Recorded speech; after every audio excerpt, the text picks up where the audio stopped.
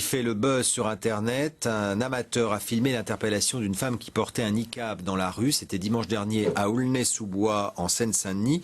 4 mois après son entrée en vigueur, la loi qui interdit le port du voile intégral dans les espaces publics semble toujours aussi mal comprise et difficile à appliquer. Voici le reportage de Alexandra Marie, Constance Prieur et Jean-Yves Blanc.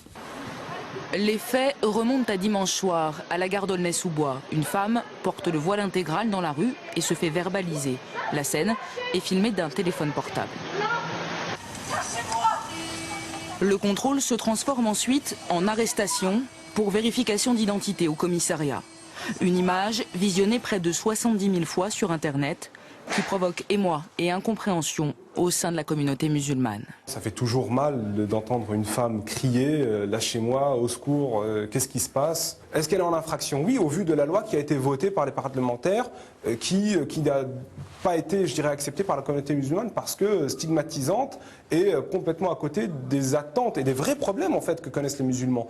Une loi très délicate à appliquer sur le terrain. Les équipes de police ont reçu une note en interne les appelant à la pédagogie et au discernement. Pour ce syndicat, même si l'image est forte, dans ce cas précis, aucune violence n'est à déplorer.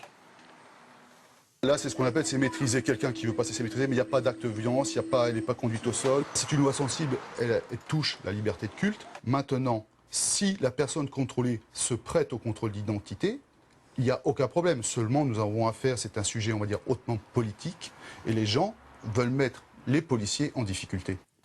Face à cette incompréhension des deux parties, que dit exactement la loi ? Les policiers, dans leur mission sur la voie publique, constatent qu'une personne porte le voile intégral.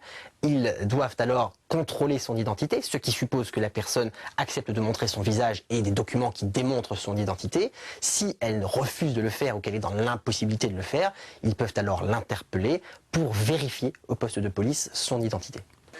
La dissimulation du visage dans l'espace public est désormais une infraction passible de 150 € d'amende. Le texte de loi prévoit une période de transition pour engager le dialogue auprès des femmes portant le hijab. Dialogue difficile et néanmoins nécessaire si l'on en juge la controverse suscitée par cette affaire. On passe au sport, J-.